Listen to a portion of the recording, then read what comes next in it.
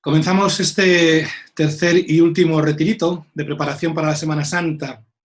Y la contemplación de hoy va desde Getsemaní al Calvario. Está centrada en la persona, en la figura del Señor, es un contorno humano. Fijaos, como título para esta pequeña meditación, vamos a poner ¿dónde están los que me aman? De Getsemaní al Calvario. Y os pongo dos citas bíblicas para que luego en la adoración de la tarde o cuando queráis, pues podáis leerlas, ¿no? Que es la lectura de la Pasión, el texto que más ha penetrado la conciencia cristiana, ¿no? Y lo haremos según San Lucas, Lucas 22, 39 siguientes, o bien según San Juan, Juan 18, 1 siguientes, ¿no? Mirad cómo antes de empezar a hablar de dos o tres cositas, os insisto, de carácter bíblico, hay como tres pautas que orientan o que contextualizan bien todo lo que va sucediendo y que pensamos que conocemos, ¿no?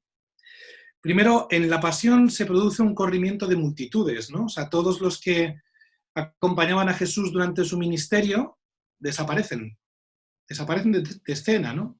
De hecho, en el Huerto de los Olivos, los apóstoles salen corriendo y ya no se vuelve a saber nada de ellos, ¿no? Y sin embargo, todos aquellos que nos parecían que eran los que no se decidían por Jesús, ¿no? Los que no eran un poquito mediocres incluso en su modo pues, de afrontar la relación con él. Pues pienso en el bueno de Nicodemo, que iba de noche a verle, José de Arimatea, ¿no? Que en algún momento aparece, ¿no?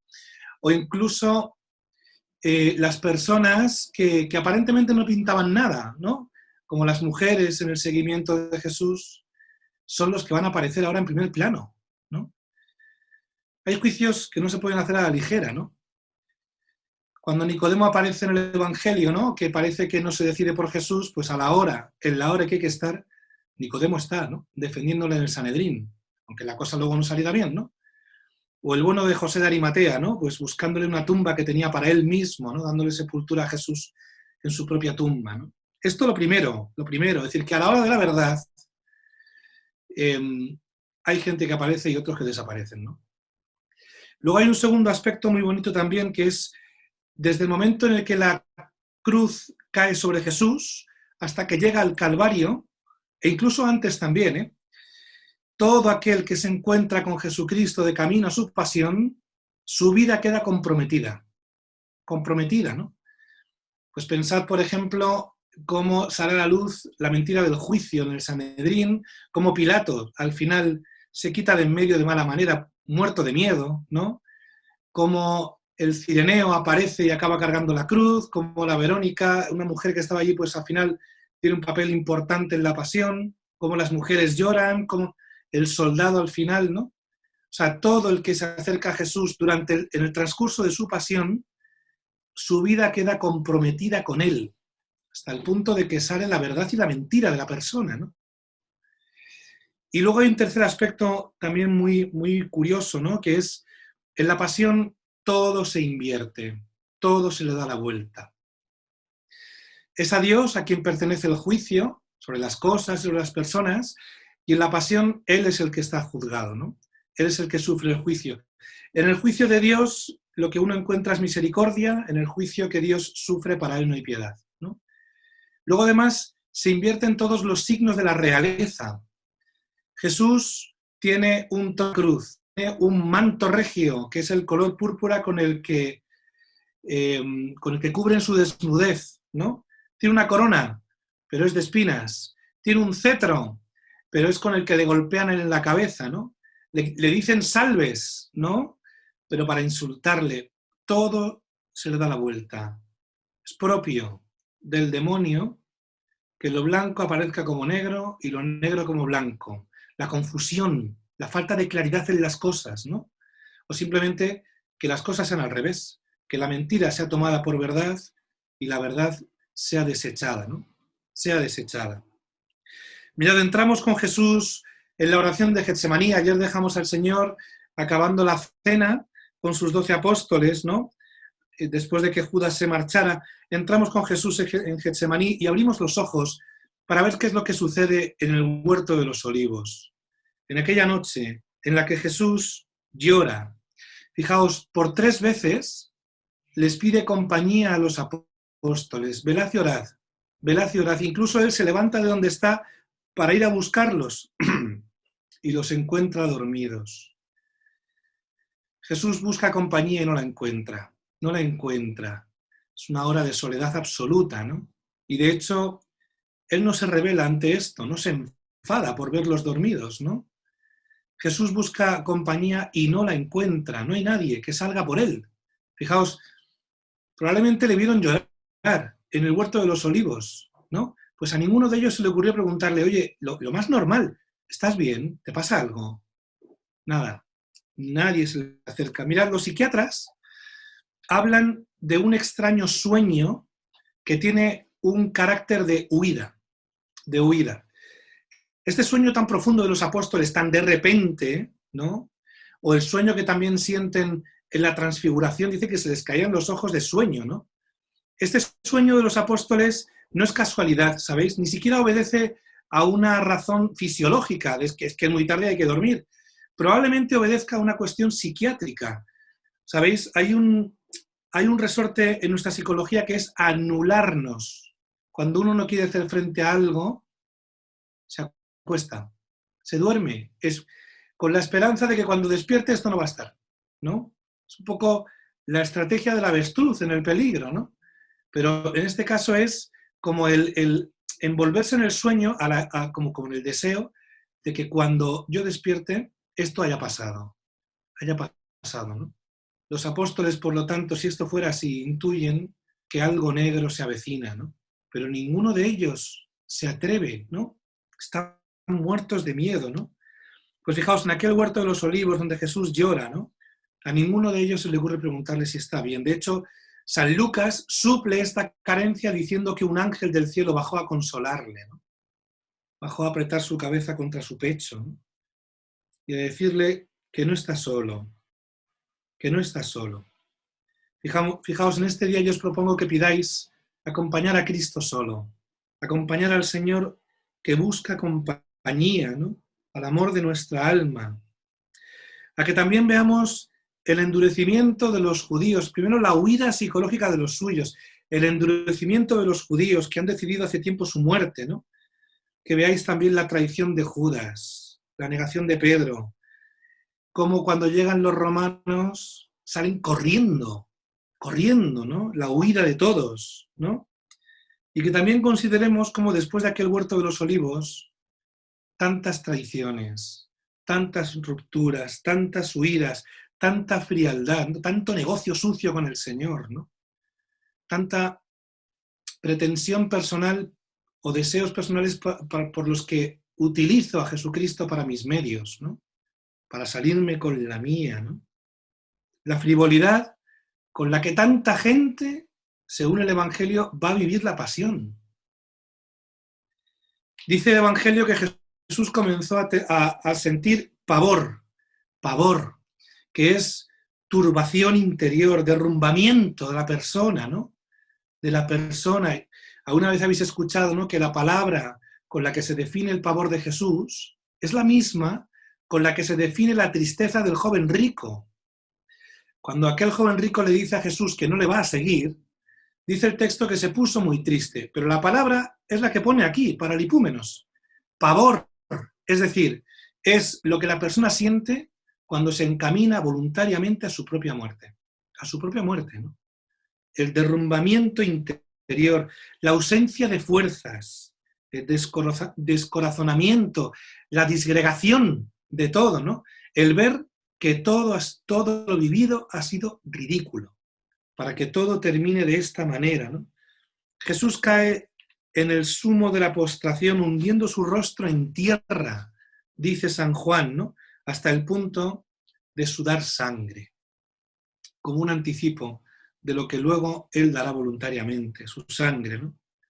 Y mirad, en mitad de todo este panorama tan tedioso, ¿no?, tan negro, Dios permanece fiel, me ama. Y por eso la palabra de Jesús, no se haga mi voluntad sino la tuya, ¿no? Sino la tuya. Mirad, aquí hay una cosa para nosotros importantísima. Nosotros solemos recurrir, puede ser, a la oración en momentos difíciles. Y habitualmente nuestra petición oscila entre, venga, ayúdame a vivir esto, o bien quítamelo, quítamelo. Fundamentalmente se asienta en esto segundo, ¿no? Hasta tal punto de que reconoceré que conmigo eres bueno si esto que me hace sufrir desaparece. Mirad, aquí no hay un final de película americana.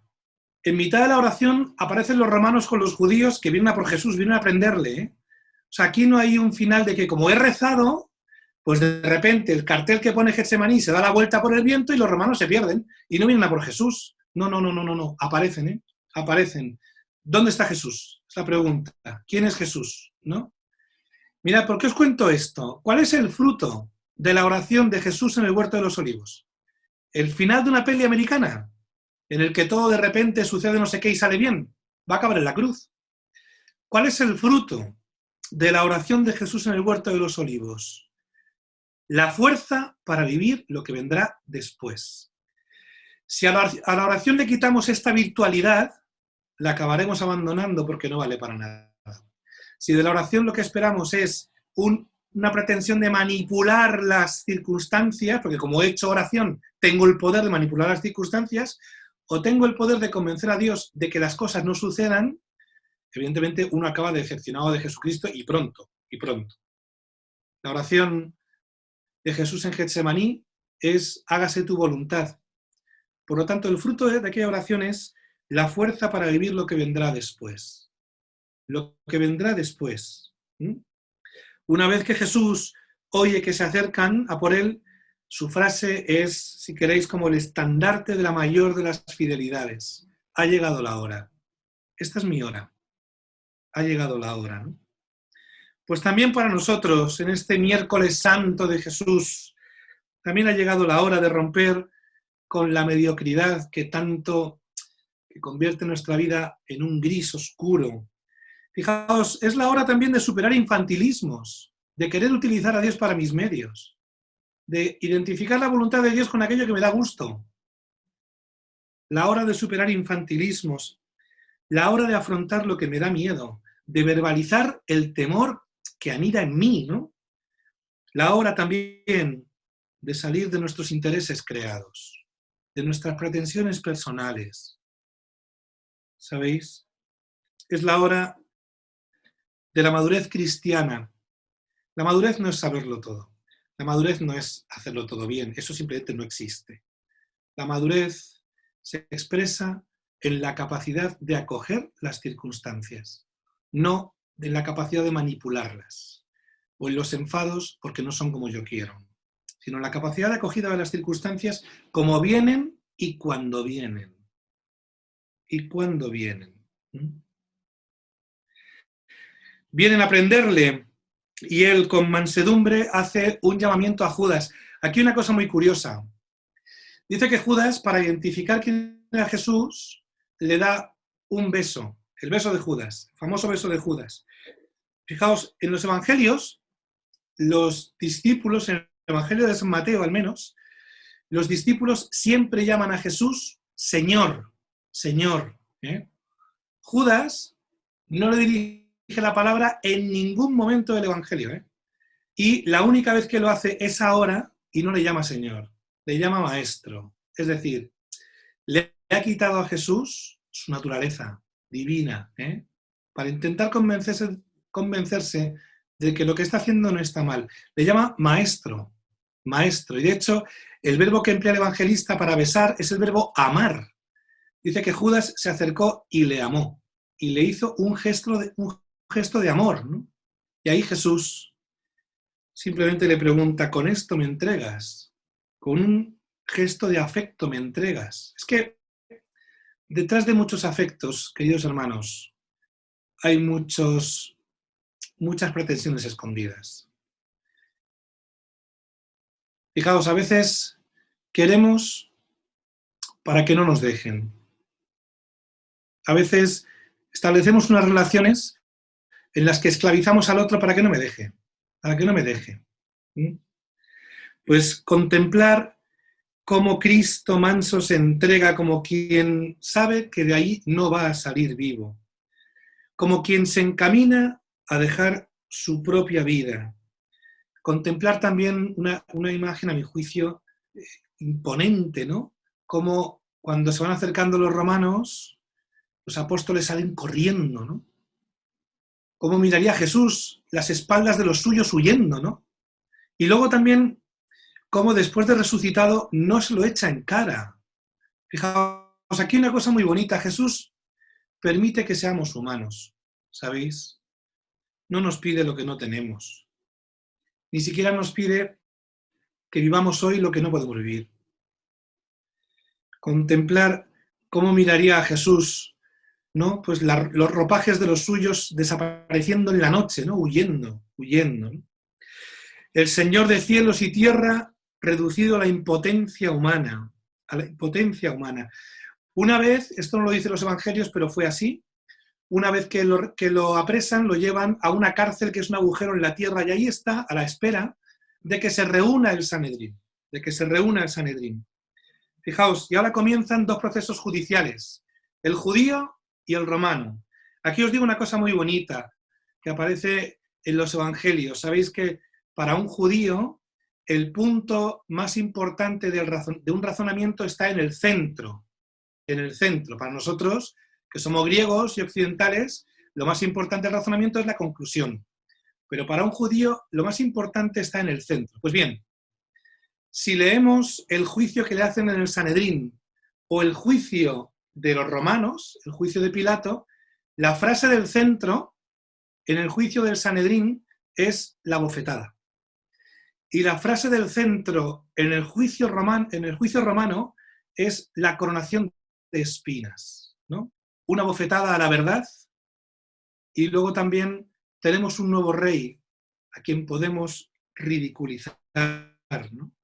Luego, mirad, también contemplar una cosa muy curiosa que es la farsa de juicio que le hacen los judíos. Hacía falta 4 condiciones para hacer un juicio en el Sanedrín. Primero, que hubiera caso. Segundo, que se reuniera todo el Sanedrín. Tercero, que fuera de día. Y cuarto, que al menos 2 testimonios coincidieran de modo exacto. No se dan ninguna de las 4 cosas. Ninguna de las 4 cosas. No hay causa. El Sanedrín no se reúne al completo, eso lo dice un evangelista.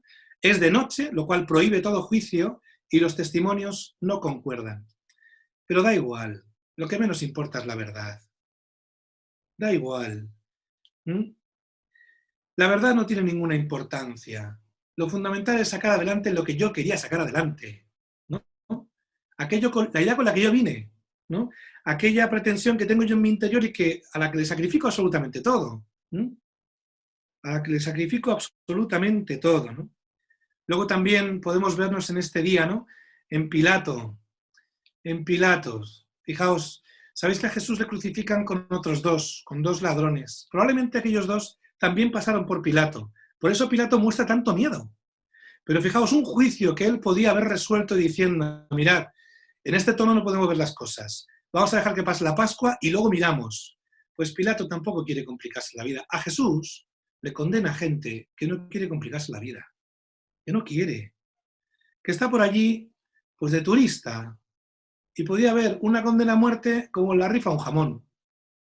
De turista, ¿sabéis?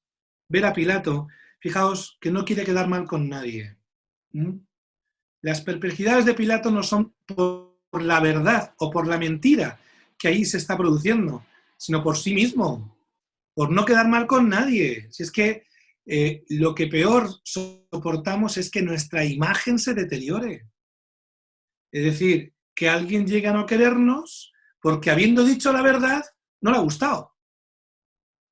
Pilato no quiere quedar mal con nadie, ¿sabéis? No quiere meterse en ningún problema. Os he dicho, ¿no?, que a Jesús le condena a gente que no quiere complicarse la vida, ¿no? Y que además que vive de apaños, de componendas, de pequeñas decisiones para salir adelante, para salvar yo mi pellejo y mi fama, ¿no? Pasar por la vida sin pena ni gloria, ajustando la vida a lo que me apetece y me deja de apetecer, ¿no? Evitando la verdad, porque ese es el precio, evitar la verdad, evitar la verdad.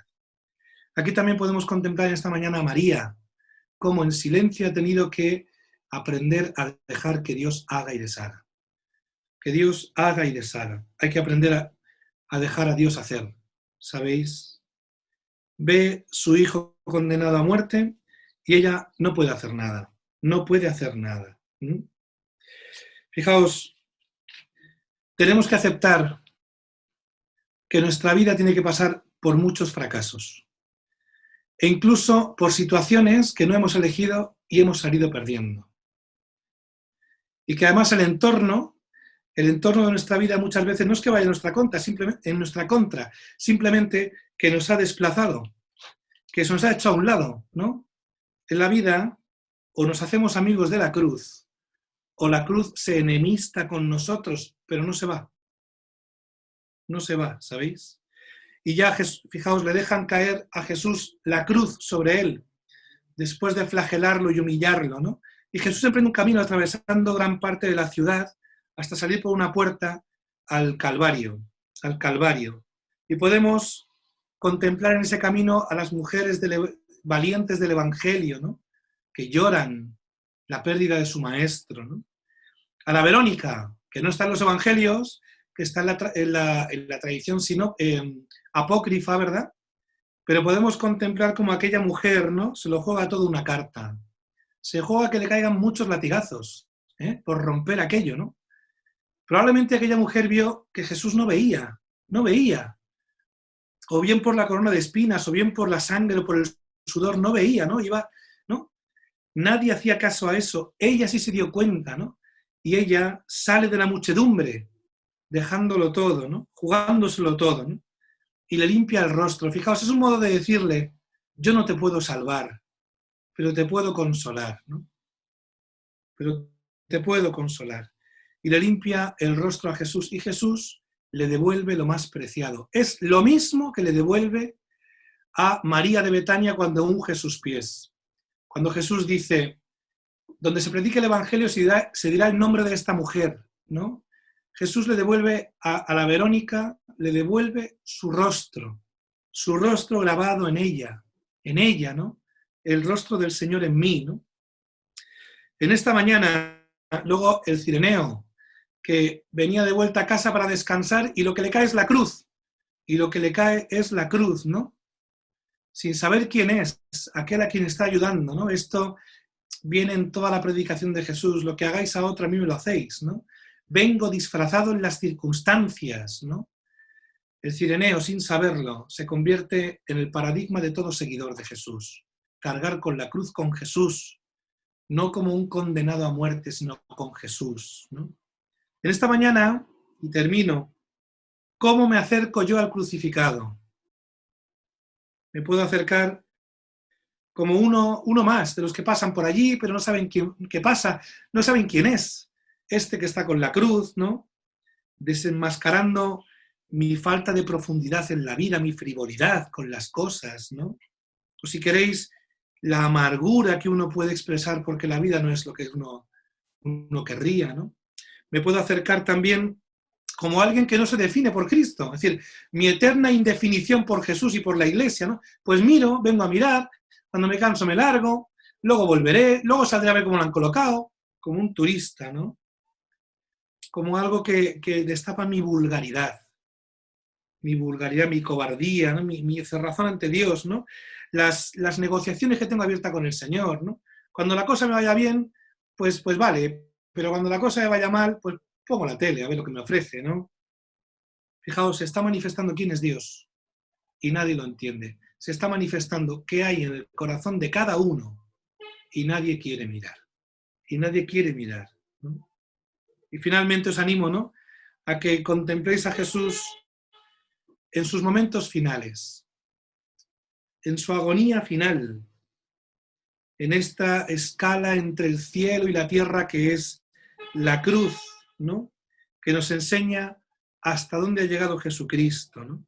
Allí dice San Mateo que se rasga el velo del templo, que las piedras se resquebrajan, que hay un terremoto, que cuando muere Jesús, todo el cosmos se conmociona y sin embargo la cruz no se cae.